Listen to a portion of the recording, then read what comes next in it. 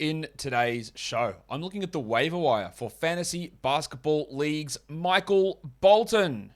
Thanks, Josh. It's Michael Bolton here, and it's time for another episode of the Locked On Fantasy Basketball Podcast. Let's get to it. Let's get to it, indeed. You are Locked On Fantasy Basketball, your daily fantasy basketball podcast, part of the Locked On Podcast Network.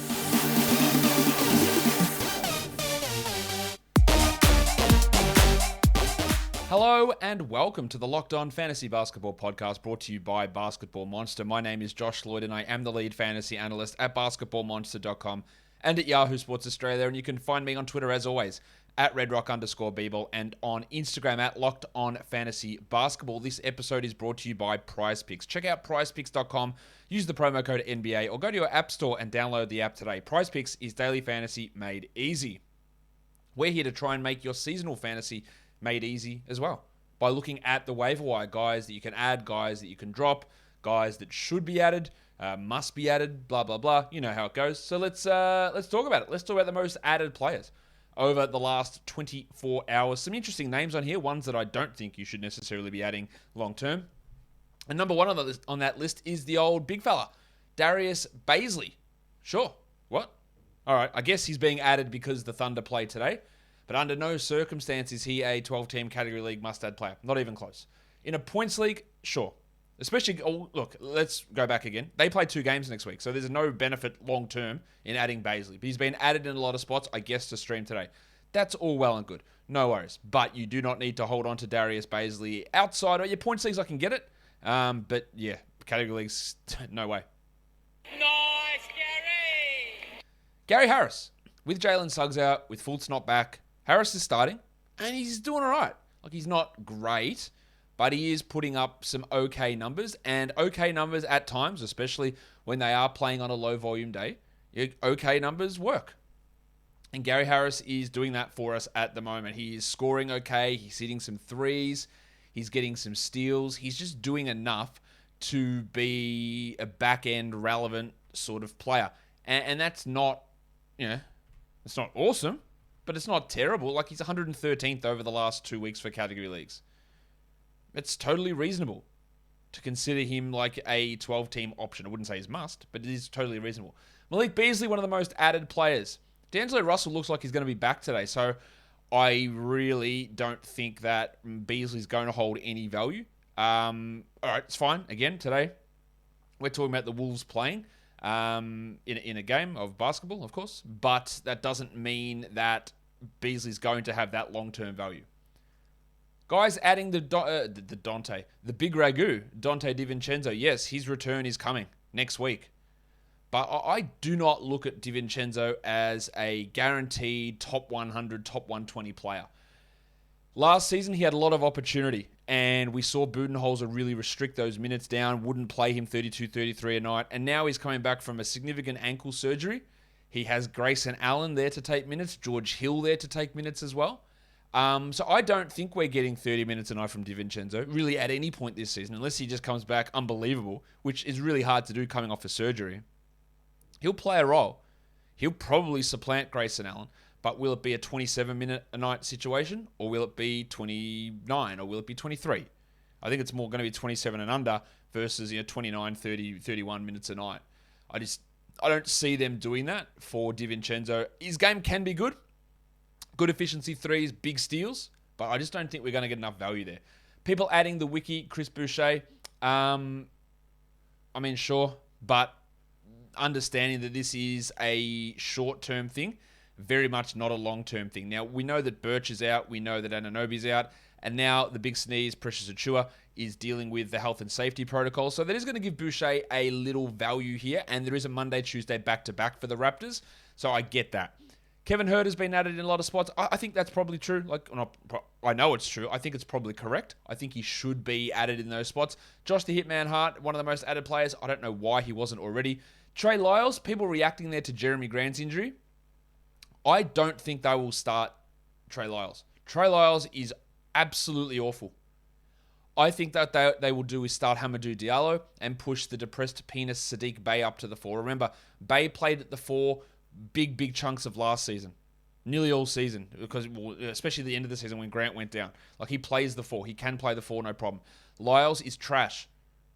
If you want to grab him and you're in a deeper format, I get it. I just think it'll be Diallo that steps up into that starting role. But overall, from a Pistons perspective, with Grant out at least 6 weeks, I don't think there's going to be a must-roster guy.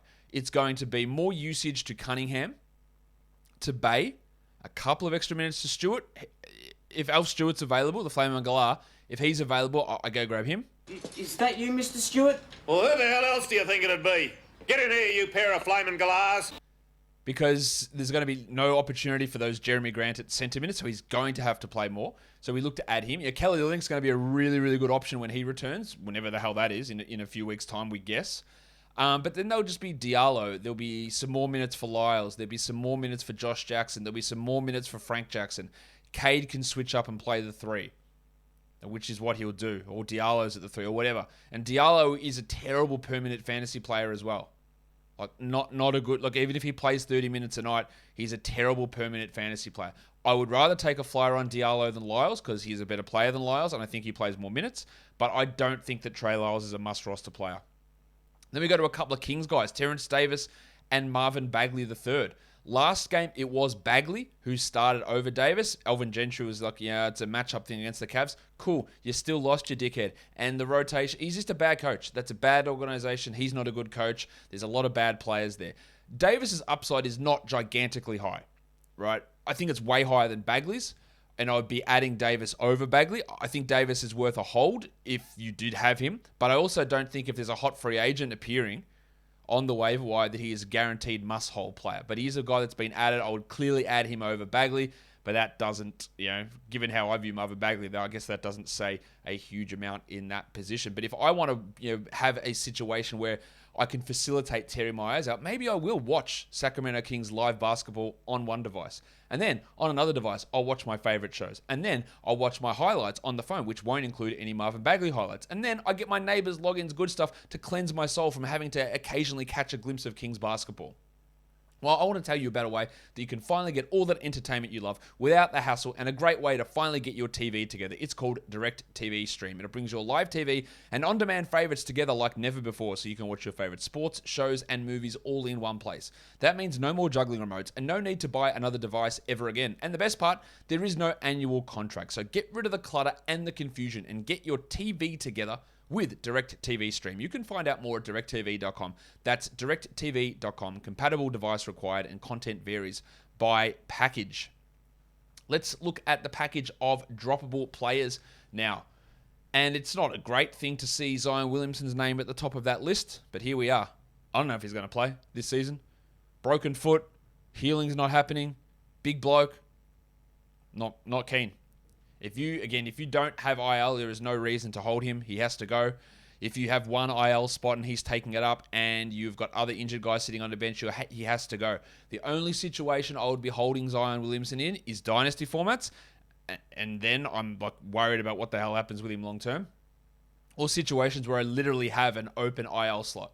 If I don't have an open slot, he's got to go. Jordan Clarkson. JordanClarkson. There's just no need to hold him. Rudy Gay's arrivals impacted his usage. He's shooting horribly. He offers nothing else. What are we doing? No need. Get rid of him. Again, you think I have bias. The fact that I'm telling you to drop DeAnthony Melton will tell you that I don't have bias. Dylan Brooks is back after a short-lived stay in the health and safety protocols. Ja Morant's coming back either tomorrow or in 2050. We don't know, because the Grizzlies are a bunch of secretive assholes, but we don't know that. We don't know when he's coming back. Doesn't matter. Melton's playing like 20 minutes now. Like, with Brooks back, the value's gone. Move on. Sure, Brooks could get hurt again, or Bane could get hurt. That's all well and good, but you know that it's hard for me to get invested in holding a guy waiting for someone in front of him to get injured. It is tough to do that. We'll talk about an example of that later on. Keldon Johnson's just not a good category league player. In a points league situation, sure, hold on to him. In a 12-team, in a 10-team category league, mate, Jack Armstrong's been warming up those vocal cords for weeks. Get that garbage out of here! In fact, if you asked Jack, or if you asked Logan Roy, if you should draft Keldon Johnson in a 10-team category league, he would have said this. Oh, fuck off. Fuck off. Just playing the hits. Yeah, Keldon needs to go. He's not a good category league player. Rowan Barrett, not a good category player either, and now he's in health and safety protocols too. So when you're persisting with guys because of upside and then they're out for the next week, mate, use that as your get out of jail free card. Like, I had to drop him. He was out, boys. Sorry, couldn't hold on. Yeah, I know he's a starter. I know he's your king, Knicks fan. I know you love him. I know he's the second come. No one's had a rookie season like him before and not been all NBA. It's amazing. It's amazing. But, mate, I had to drop him. There's your excuse. Get rid of him. He's got to go. He's shit and he's got to go. Nickeil Alexander-Walker. This happens. This is a phenomenon which I don't know if it's exclusive to fantasy basketball. It probably isn't. But it is something that happens all the time. Is that we get the news, the update on Zion, and people go, should I be adding Nickeil Alexander-Walker now that we got this update on Zion? Like my guy, did you have any interest in Nickeil Alexander-Walker for the previous 8 weeks?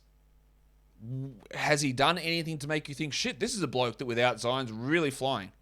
Because the Pelicans' rotation is literally exactly the same now as it's going to be moving forward without Zion, because they have not had Zion and they will not have Zion. So this isn't like, wow, huge boost for Nickeil. He's gonna pop off. It's gonna be great. Oh, look at all those extra shots. He's gonna take all of the 0 shots that Zion's taken this season. But it is something that happens. And if this happens to you, understand that when you have an injury that is a long-term thing, like nothing changes. The Pelicans just go on as they've been going on. So yeah, Alexander Walker can go. And this is me talking about him being a drop-ball player, but people ask me that. Do we go and add Nickeil now that we have the Zion news? Like, no, nothing has changed at all. Steve Adams, dealing with an ankle problem, also not good. Can be a rebound stream type player, but absolutely, these are not guys that you have to absolutely go and drop, apart from one bloke on this list, which we'll talk about in a second. You don't have to drop them. But when you're looking to create open roster spots, bring guys back off injury reserve, these are not must roster players. Tim Hardaway Jr. is in that category too. He's like Jordan Clarkson. He can give you some scoring burst off the bench, which is useful, but it's not for everybody. So if you have him, you don't go, man, I must hold on to Tim Hardaway, even though there's a better option on the wire. You don't have to do that. This bloke has to be dropped. What are you doing? Carmelo Anthony, get rid of him. I was going to include Duncan Robinson on here as well, but he's a clear drop, even though he scored 26 points last game. Carmelo Anthony, I know you're holding on because of name brand value. I know that the people who are holding on, that they love Melo for some reason. He is not good. He is not a fantasy contributor. Please move on from him. There is no need for you to be junking up your roster by having this bloke on there. Please. Must roster players. These are guys who I think are top 100 guys for the rest of the season, and they are sitting on far too many waiver wires. Almost in all of cases they're on ESPN leagues, because apparently people playing on ESPN, apologies if this is you, don't know what they're doing. But that's fine. Go and make sure these guys are not on the waiver wire. Let's just run through them. Alex Caruso, the Rabbit Hunter. Be very quiet. I'm hunting rabbits. Alec Burks. Alec Berg. I know he missed today, but he's a guy to roster.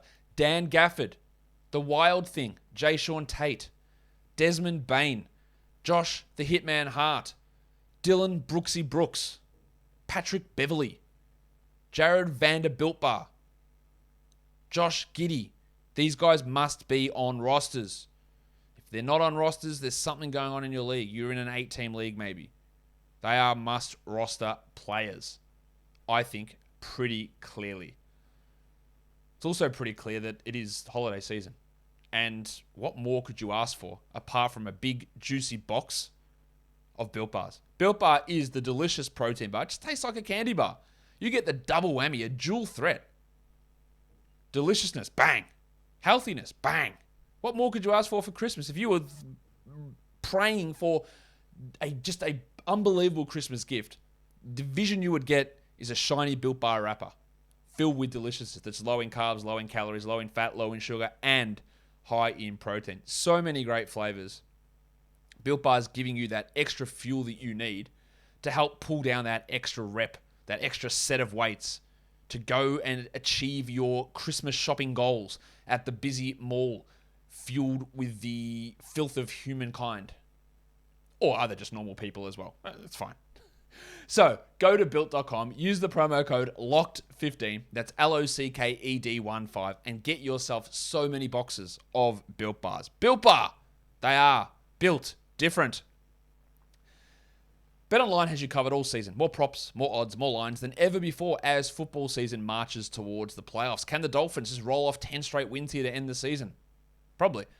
And if I want to bet on that, I can do it at BetOnline. It's the number one spot for all of your sports action this season. So head to the new updated desktop or mobile website to sign up today and receive your 50% welcome bonus by using our promo code LOCKEDON. From basketball to football to the NHL, boxing or UFC, right to your favorite Vegas casino games. Don't wait and take advantage of all of the fantastic offers available for the 2021 season. BetOnline is the fastest and easiest way to bet on all of your favorite sports. BetOnline is where the game starts. Let's look at some upside grab type players. These are ones, if you do have stash ability, you are in a weekly league, you are in a roto format, you're looking for the future. These are guys that I think at some point in the next couple of months can have an increased role. Josh Christopher, I've been impressed with what he's done. Now, it's going to take a little bit. Eric Gordon being traded, Daniel House being traded, or just realizing that he doesn't need to play, DJ Augustin moving on. I think there's a 20-minute-a-night role for Christopher coming up. Hot take.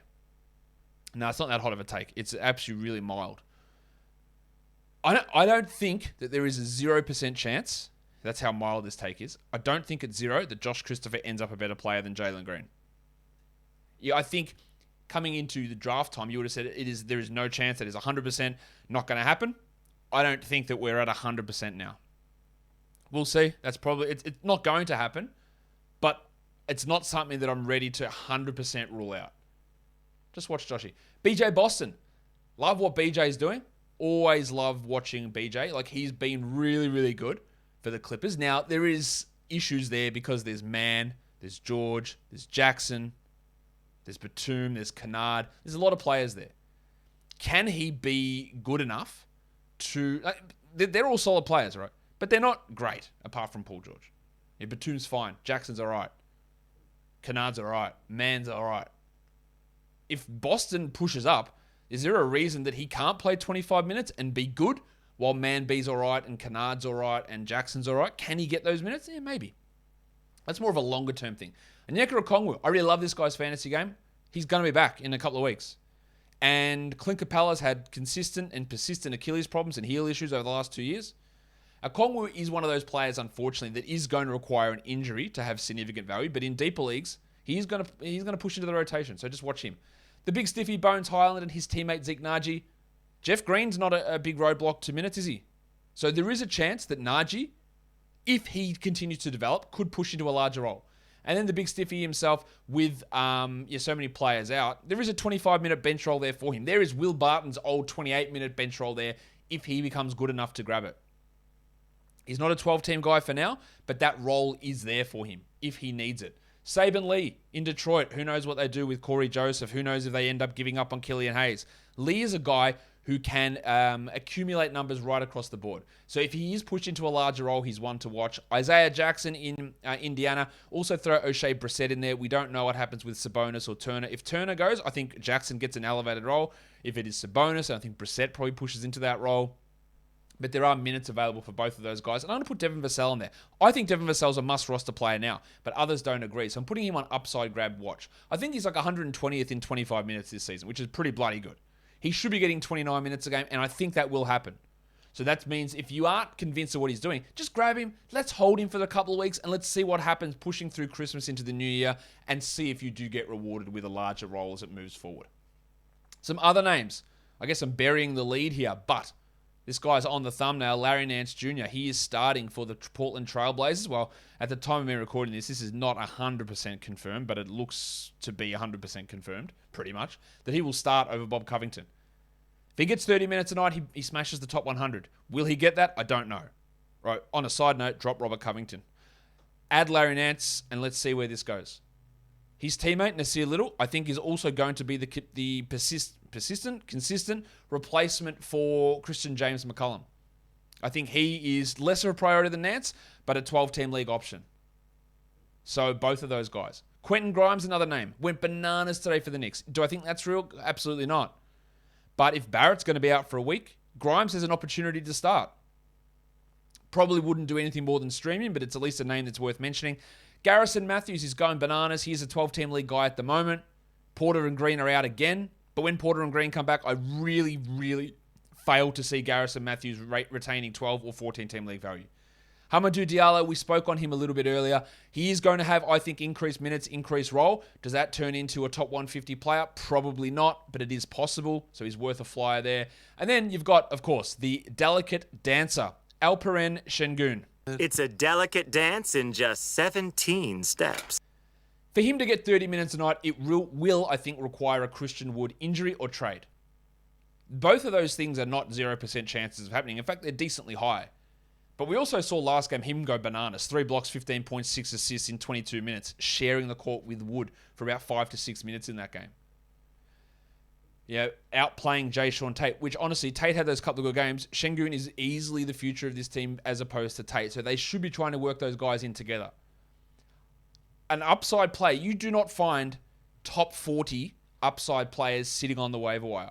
Do I think Sengun becomes a top 40 player this year? Of course not. Absolutely not. But I don't actually have to even squint that hard to see how it happens. Wood gets hurt. Tate gets pushed to the 3. Gordon is traded. They try the Sengun-Wood pairing. He plays 30 minutes. He averages 16, 8, and 5. 1.5 steals, 1.5 blocks. 55% shooting. Bang, there you go. Like, you're done. That's not hard to see. It's at the moment, you go, where does he get the minutes? But we're seeing every game. Every time he's on the court, pretty much, you go, holy shit. Like, all right, cool. All right, I see it. And the people who don't see it, I'm not sure what you're watching, honestly. I just don't know what you're watching. So he's a tough one because he could easily play 16 minutes next game and be shithouse because he's playing exclusively behind Wood. But that upside is so tempting that I think you have to grab. And then the other one that is worth mentioning here, because again, I get questions about it. The world. Hassan Whiteside. 2 big games in a row. Do you add him? Absolutely not. Outside of him, as I have said all season, being an absolute elite big man streamer. You want big man stats on a day the Jazz play, add Hassan Whiteside. And then drop him the next day. Am I holding him? No. It's like holding on to Andre Drummond, which I don't agree with. It's like having Billy Hernan-Gomez. Oh, but what if JV's in foul trouble? And what if he gets hurt and then we get 22 minutes and it's an automatic double-double? That's cool, but it just happens so infrequently. And that's the same way that I feel about Whiteside. But on a day when there's low volume and you need big men, like, chuck him in. He's been great, but he's not a must-roster player. That'll do it for me today as Obi drops a bark outside the door. Follow me on Apple Podcasts, Google Podcasts, Stitcher, Spotify, and on the Odyssey app. And if you are here on YouTube, why don't you thumb me up? Why don't you ring my bell? Why don't you leave a comment? And why don't you just delicately caress the subscription button? You'll get a nice reward. Guys, we are done here. Thank you so much for listening, everyone. See ya.